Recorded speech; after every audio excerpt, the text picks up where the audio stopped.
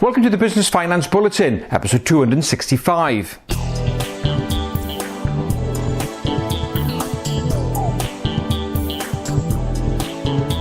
Welcome again to the latest Business Finance Bulletin. With me, Rob Warlow from Business Loan Services, the commercial finance experts.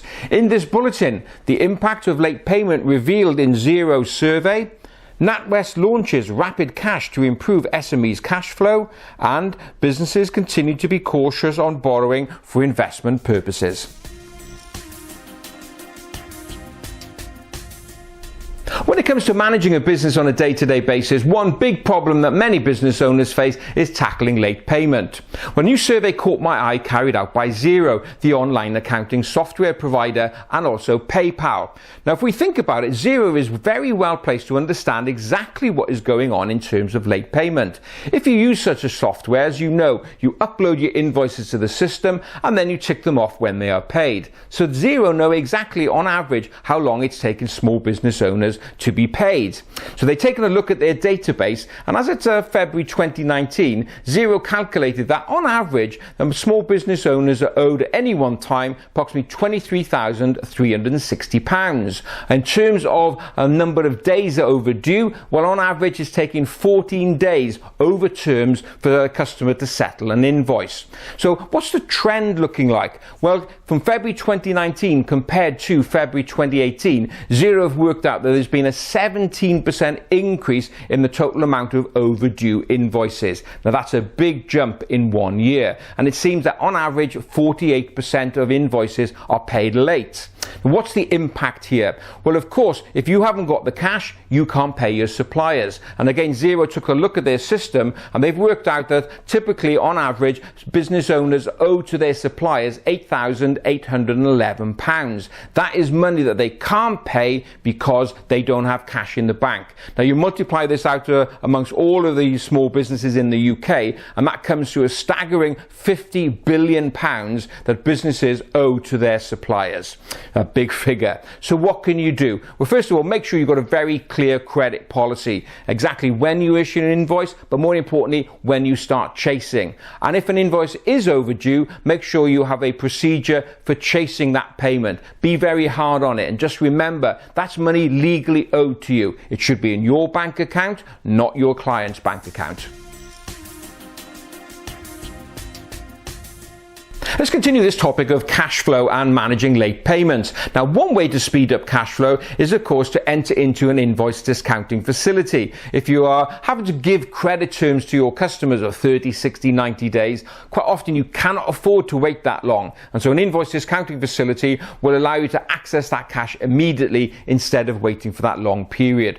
Well, NatWest have just launched their version of an invoice discounting facility called Rapid Cash. It's designed for smaller businesses who perhaps may not want to enter into a full-blown invoice discounting arrangement. Now, the facility works very much like an overdraft. You go into your system, you link it in with your online accounting software provider, and then when perhaps cash flow is a little bit tight, you go in, you select an invoice, and then within a day, NatWest will approve it, hopefully, and the cash will be in your bank account. And then you can just leave the facility there for a couple of months and not use it. So very much akin to an overdraft. So if you're a NatWest customer, this may be an interesting way to speed up your cash flow. In terms of criteria, well, the facilities start at £25,000 up to a maximum of £300,000. You have to be trading for 6 months or more. You have to be a limited company and be a NatWest customer. So if you want to know more about that and you're with NatWest, just speak to your relationship manager or go to your online banking account. Alternatively, just go to your favorite search engine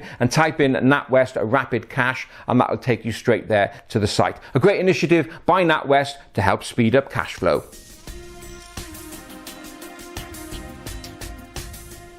Let's close this bulletin by taking a look at appetite to borrow money amongst small business owners. Now, the latest Federation of Small Business regular report, the Small Business Index, has just come out. One key highlight from that is that from those business owners they surveyed, 72% of them said they have no intention to borrow money to make capital investment over the next quarter. So that's a large, significant chunk of business owners who just say they're going to sit back and wait to see what happens and not make any investment. Now, of course, that's that sort of feeling of uncertainty where you don't want to invest can't go on forever because it harms the economy.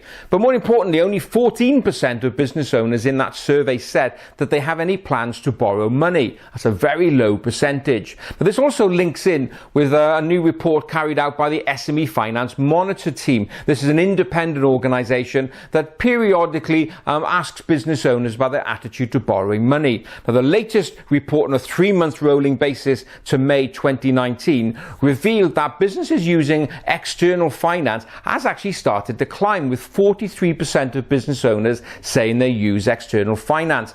Compare that with a year ago when it was 36%.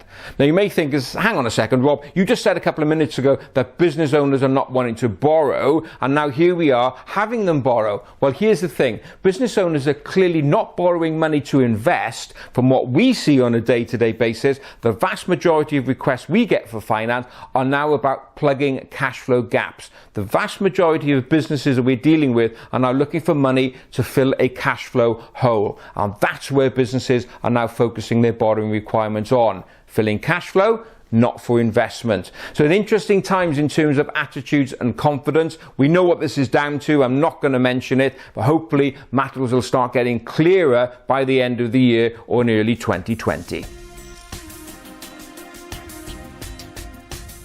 Well, that's it for another bulletin. As ever, I hope you enjoyed it, and if you did, please don't forget to give it a like and a share. So have a great, successful and profitable week. Look forward to being with you next time.